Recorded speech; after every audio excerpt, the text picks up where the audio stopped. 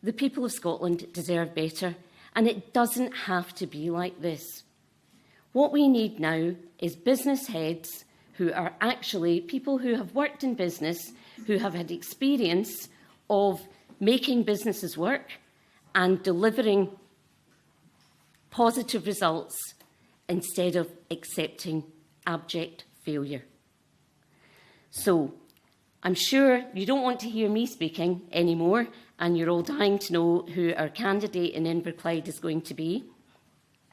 And it is my greatest pleasure to introduce Inverclyde's own Malcollm Offord as our candidate for Inverclyde.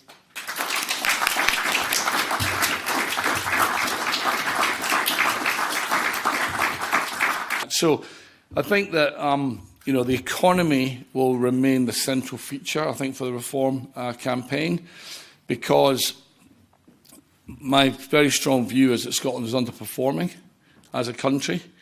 And you might then, and I could also say that I think Inverclyde's got a lot more potential we can bring out, and we need to unleash this potential.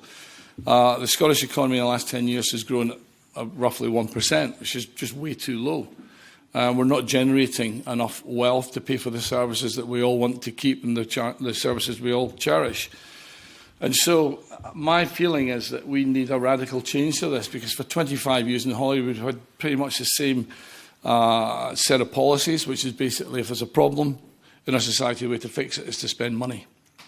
And Hollywood has actually been very well funded, being objective about it, over a 25-year period. Funding to Scotland has grown at 5% per annum over 25 years. So it's been so Scotland as a whole has been well funded, but we've now got total spending against our GDP in Scotland at 55% versus UK being 44%.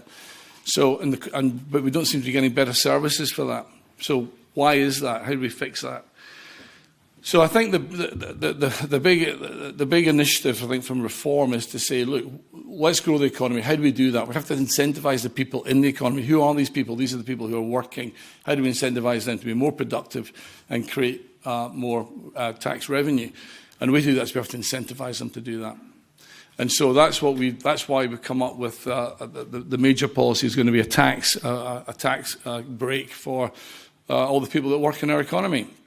So basically, we've now got 6 bands of income tax in Scotland versus 3 in the UK.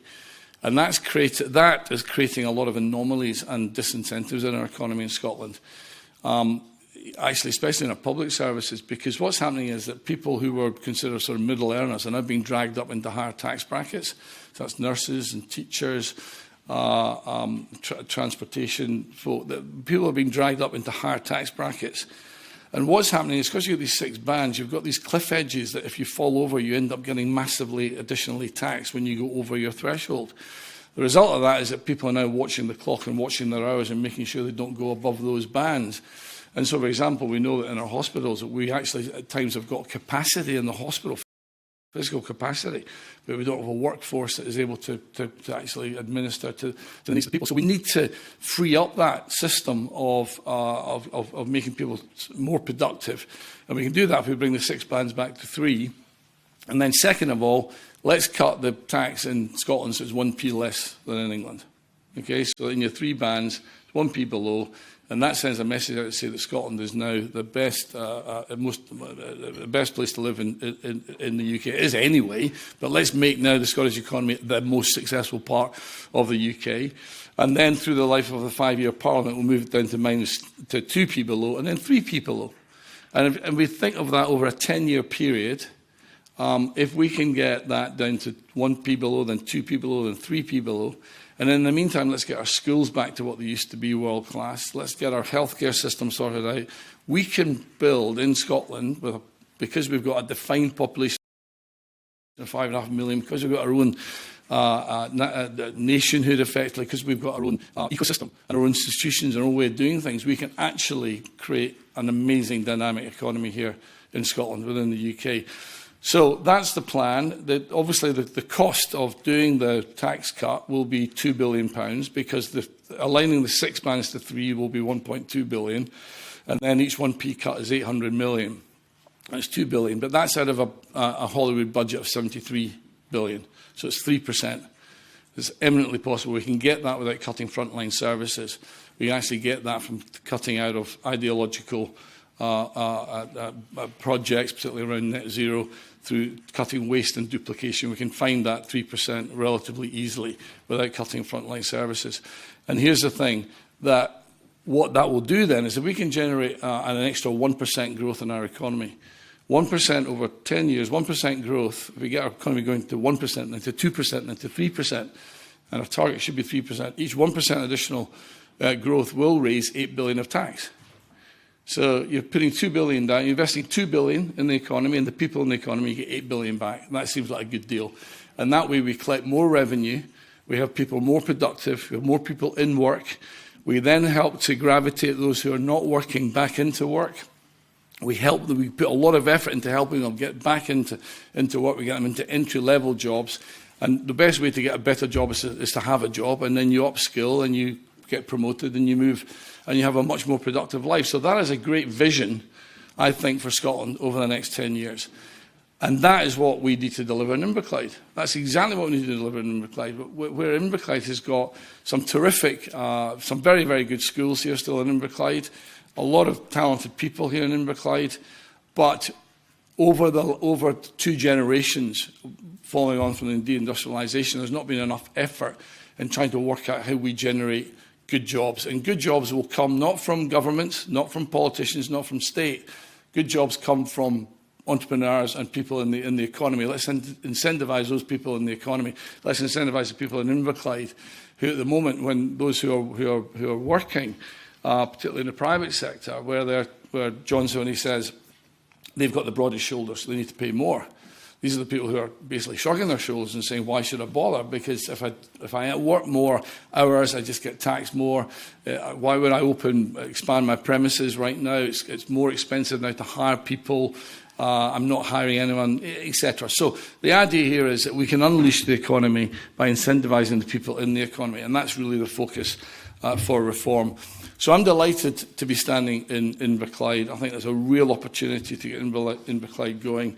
We have within Scotland a number of centres of excellence where we have just world-class capability in certain business sectors. I won't list them all, but we know what they are. There'll be things like, obviously financial services, we're very strong. Things like advanced manufacturing, we're very strong. Things like energy, things like food and drink, tourism, hospitality. And one of them is marine as well. And obviously here we are on the Clyde. We need to work out our clusters of excellence that we can make Inverclyde be proud of what it does within this new economy. So there's a lot to do, and I'm absolutely delighted to be here back in my hometown. It's a beautiful day. Thank you for coming, and I'm happy to take any questions.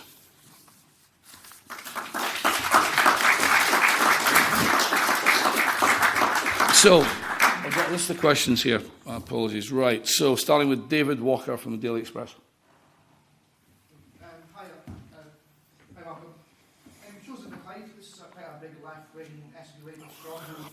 How do you persuade those voters to vote for the reform? And do you think Inverclyde is unsafe for women to walk it out as said Glasgow was? No, Inverclyde doesn't have the same issues as Glasgow does, but at this moment in time, certainly. But this has been, this was a Labour heartland. When I was growing up, it was always a Labour seat. And it was almost like the MP was came twice a year for a flyby. It was literally a sort of Labour heartland. And I think Labour took the people for granted here. Since then, obviously, the people have now, the majority of people have gone for the SNP.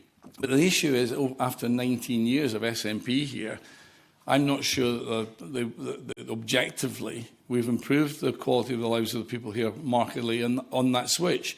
And so, therefore, I think there's an opportunity. People are now looking for a different vision and a different narrative. And I think what we're laying out a reform is that, especially this economic narrative, where let's grow the economy and let's get people into good jobs. The best form of welfare we can give everyone is a good job. That has to be our focus, and that needs to work in Inverclyde. So I think the people of Inverclyde are receptive to a new message. Jacob Friedland from Telegraph. Thanks, Malcolm. You've come under some criticism for comments about the stabbing in Edinburgh earlier this week. Yeah. People said your comments were irresponsible after you said that we could, quote, tell by the photos that the knifeman was linked in some way to immigration. Do you want to apologise for saying that? No, I won't apologise. What happened on that day was an awful incident, and it was the day after that I went to the hustings in Edinburgh, and the taxi driver that took me is from that area. So the taxi driver told me and he's a local, and local people know what happens in their communities. Okay, local people are the first people to know what happens in their communities. The local taxi driver gave me his version of events and showed me photographic evidence. Okay, now 24 hours later, the individual was in court and was exactly as portrayed. We've got to be careful with this, that of course we don't want to ever jeopardise any legal process, but we can't almost gaslight the local population by pretending something's not true. If they can see what's happening in their own eyes, and they are deeply concerned and scared and worried, I think they're entitled to have leadership from the politicians that recognise that. I mean, I would observe even now that, the First Minister hasn't been to that community, hasn't even mentioned the incident. And I think the local people are saying, hang on a minute, this is a really concerning incident. And even if there's different versions of the story, the idea that there's a knife man rampaging around the local community is not a good situation. So I simply said at that moment in time, just very naturally, we do have a problem particularly in our cities, with cohesion. That's something that's really important to us. We need to fix this. The local people want this fixed, okay? And so when there's an incident like that, it ends up creating a lot of tension. So I don't apologise for saying that. I just said it very honestly. And then I shut it down. And then 24 hours later, it was revealed to be the case in court. Alistair Grant, Scotsman. Hi, Malcolm. Thanks very much. I was interested in some of the comments you made to the Times, and I think on debate night as well, about this group you were going out with in Glasgow. Yeah. I think you said that they were essentially patrolling the city centre between 9 p.m. and 2 a.m. Yeah. And I think you said you'd been on fact-finding trips alongside what you called working-class dads. Can you just say a bit more about that? Yeah. Who was that group? Why were you with them? What did you see? And also you made comments about, if you walk around Glasgow at night, you'll see large groups of foreign men who don't necessarily speak English as their first language in the streets. Do you think it's immigration that is making Glasgow city centre unsafe? Look, again, I can only reflect what the local people invited me to come and see this, because the local people feel they're not being heard properly on this issue, right? And the real issue actually is around housing, actually. And, we've got a housing issue in Scotland, and you might say it's not an immigration issue, it's a housing issue. But when there's a shortage of housing, it becomes an immigration issue, because you're now working out where does the housing go. This particular group is called North to South. It's actually set up by a husband and wife team. But it's a group set up by a husband and wife team, but there's a group of dads. And they do a patrol through the weekends between 9 p.m. and 2 a.m. And the issue is that they have, and it's because of their own situations, perhaps with their own daughter, is that they found that when they're coming out of the bars and the nightclubs, they feel unsafe. They just feel that the atmosphere has changed in Glasgow in the last 5 years. There's a lot more men from foreign lands not speaking English as their first language, and it's not. I need to be very careful with what I'm saying. This is just what these young girls feel less safe, and there's some instances that happened with taxis, etc., that make them feel unsafe. So I didn't want to actually believe that, So I said I better go and see this, and I went and did the patrol with them, and I just have to tell you that. What I saw there was just this huge number of hotels. There's a street behind Sakal Street called Renfrew Street. If you go up there, I remember that many years ago. It was a rather pretty set of B&Bs and sort of three-star hotels. These are all now asylum hotels. You walk down to the JP Morgan building, and then there's the Alexander Thompson Hotel, it's a big hotel. These are a lot of hotels and a lot of rooms. And I think it's just the number. I think it's just the pace, the scale, the pace and the number. And what's happening is, I went to the homeless shelter as well the week before that in Glasgow Street to do the check-in on the homeless centre.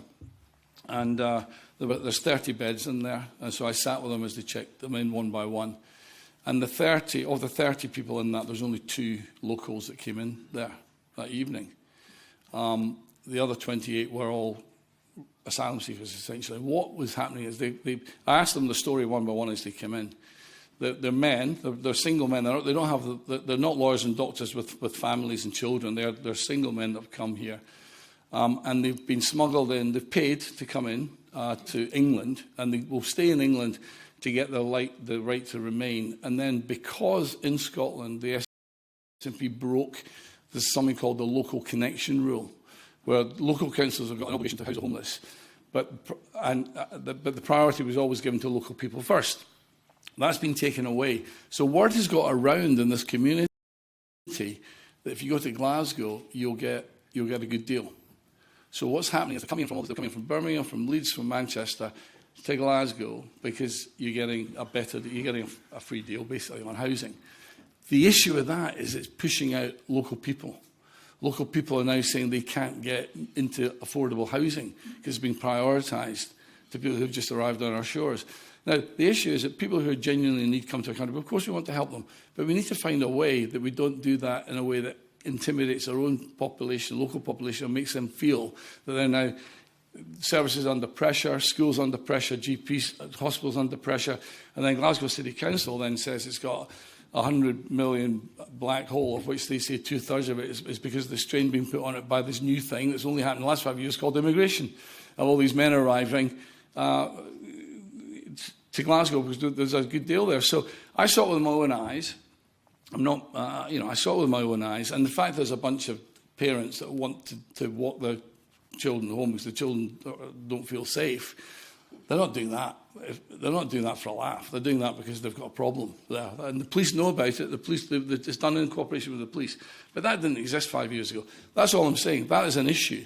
And as I walked around the town centre, you see groups of these individuals who are obviously they're in a foreign town as well. They don't know the community, but they're in the city centre, and it is no doubt it's intimidating. No question about it. Okay, Rachel Keenan, the Press Association.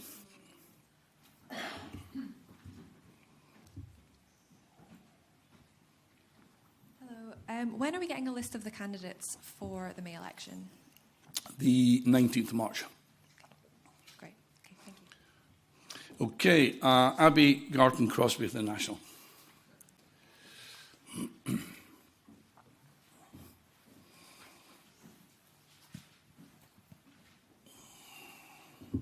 Got to have my video going. Hi. Obviously, this morning you've talked a little bit about the Edinburgh incident and Glasgow, and when you spoke about the Edinburgh incident, you were accused of stoking tensions over this, and a lot of the things that you've said in response to my colleague's questions have kind of alluded to immigration and a lot of things that could be arguably called racist. Do you have any sort of response to that, and are we going to see more of this from you during the campaign? This is absolutely not racist, because we have in Scotland an impeccable track record of immigration, welcoming people from overseas and integrating people into our community. Reform is absolutely on the side of controlled immigration. We've always had that, and it's a key part of our economy, part of our society. What we don't want is uncontrolled or illegal immigration. If you come here illegally, you should not be here. It's just a fact. You either believe in borders or you don't. If you do believe in borders, you need to police borders. Otherwise, there's no point in having them. Borders are important because borders keep people safer in the community. Now, if you think back to America and Ellis Island, they've only had border control in America for 100 years. Okay? When you went to America and you went to Ellis Island, there was no border control. Because when you arrived, all you got given was a piece of paper with a stamp on it saying, "Welcome to America." And that was what you were given. That was the only thing you were given. And then you were given the chance to go and build a life for yourself. But that's not the case now. America now has got its own welfare system, and we've got a welfare system. In other words, the people of this country have worked hard over the years to create a society which has certain benefits to it. And those benefits then are given to people when they're in need, whether it's in health, whether it's in education. And therefore, they need to be protected for the benefit of the population. Now, of course, the population welcome people in as part of that. But what they want them to do is contribute, integrate into their society, as they have done over the last 75 years, impeccably. What's happening at the moment? First of all, the Boris wave that came through was 6 million people came in. They were low-skilled. That was low-skilled immigration. and about a third of those are now on benefits. The idea wasn't to come here to be on benefits. The idea was to come here and contribute. And then the second thing is the illegal piece of this, which is, as I say, people who are coming here, frankly, who are economic migrants, they're here illegally. And they're now receiving a lot of money from the public purse of the people here, of the community here, but they're here illegally. And it's only fair, isn't it, that people who are here legally protect their rights and make sure we've got a cohesive society. That is not racism. What that is saying is that we want cohesive communities, and we therefore have to police our borders, and we have to administer our laws, and people who are here illegally or break our laws should not be here. And that is not something that is being made up by reform or whipped up by reform. It's quite the opposite. It's something that the local communities want to feel heard on. And it's something that they've been ignored on a lot by the established parties. And it's something that we are now reflecting and being honest about. And I think what we say at Reform is that we're just honest. We're just honest about these issues, and we put it out there as we see it. Hannah Brown, The Herald. I'm really interested in your focus here on women's safety with this vigilante group that you went on a fact-finding. They're not a vigilante group. Is it? They're not a vigilante. How would you describe it? It's not a vigilante group. They are patrol. They are street patrol. It's a street patrol. They are out there. They've got first aid. I was with them, and there were a number of people who were in a state of inebriation or whatever it might be in a city centre, as you find in Glasgow too, and they're helping them. They're calling ambulances for them. They're actually on the streets helping the community. But it was started off because there was a feeling for women and girls, they didn't feel safe. It's not for me to judge that. If that's what they are saying to their community, what do you ignore that, or do you say actually we've got an issue? Would you actively encourage more groups like them? I think it's a great shame that we have this in our society. Okay, we don't want this in our society, but don't blame the people who are trying to look after their own. Blame the civic society, or whatever it might be, those in control of the system. It's the system that's wrong. Don't blame people.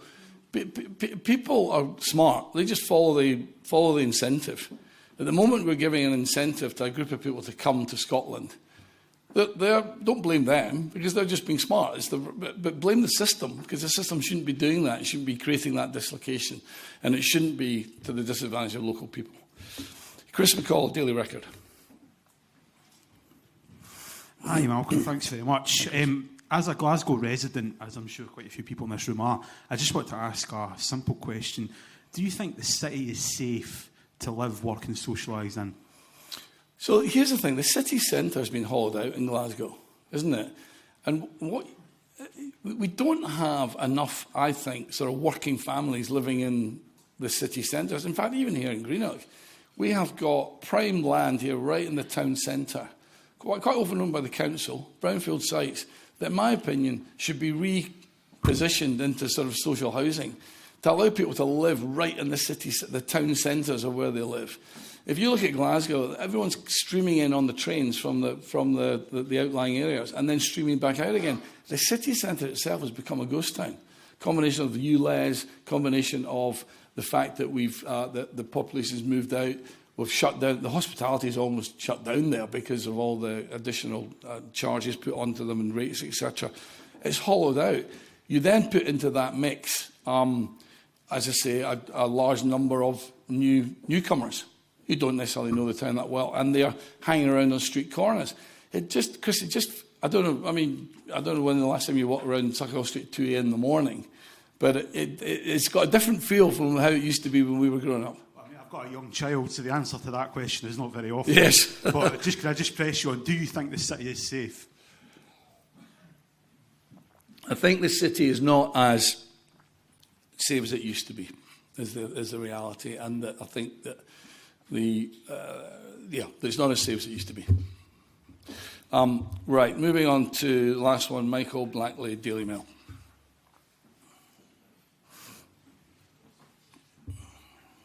Hi, thank you. Just to return to the candidates, first of all, are you having any difficulty installing these candidates, or how many are in place, ready to be announced as it stands. And just on some of the questions that you've had today, the current polling indicates that Reform's popularity has actually declined since you became leader. And whether you count what you said today as vigilante groups, I mean, it's groups that are effectively taking over the role of police, which sounds like a vigilante group. And you're also talking about scrapping denominational schools. No. Are these kind of ideas not going to put people off Reform? Are you not the biggest threat to these candidates being elected? So, take them in reverse order. There's absolutely no chance that we are talking about scrapping non-denominational schools. The faith schools are incredibly important, and especially in Inverclyde, they're actually some of the best performing schools. So that was a personal comment with me just taken out of context. That was about me saying I want our community to be segregated, to be integrated, not segregated, to be integrated, not segregated. And we've done a brilliant job here in Inverclyde on that, especially up in Port Glasgow. So that is not happening anytime soon. In terms of the overall, these polls, okay, the polls come and go. But the main poll was the MRP poll, because it's the most comprehensive poll. It was out at the beginning of last week, which has Reform in second place. Okay, and more importantly, if you go through the 73 seats, we're going to be standing a candidate in every single of the constituencies. On that poll, Reform is in second place in 54 of them. Now, all the commentary around Reform is, however Reform does at Holyrood, the commentary is it will only be getting in through the list, only getting representation through the list. But if we're in second place in 54 at 73 seats, that tells you that we're making real progress, and that gives us a real target to go after, because if we can start converting constituencies in addition to lists, that's a different ballgame. So I think we're in pretty good shape. And as for the candidates themselves, you know, we're a new party, so you know we've had to bring in a whole set of new candidates. We've had a massive amount of applications for it, done a huge amount of testing and vetting and assessment, and we've come down to a cohort of 73 candidates, which is going to be very interesting. 80% of which have not been politicians before, which is very telling. Which means that you've got people out there who are what you would call just ordinary, normal, working people, who are sufficiently fed up with the system that they want to do what you might think is a particularly daft thing and become a politician. You know, these people have got an alternative in their lives. They're giving up that life to come and do this job. They don't need to do that, but they're sufficiently motivated to do it that they're coming to join our party. So we're going to be announcing the candidates on the 19th of March, which is whatever next week, and we're very excited about introducing those candidates to the public. Okay, but on the vigilante groups, they're not vigilante groups. What exactly do you want them to be doing? They're not vigilante groups. They are not vigilante groups. They are not armed. They are not. They're a bunch of volunteers wearing high-vis jackets, saying north to south on the back, with police permission, who are on the streets to help just make sure that there's an element of safety and security, particularly for women and girls on the streets of Glasgow. It's just a fact.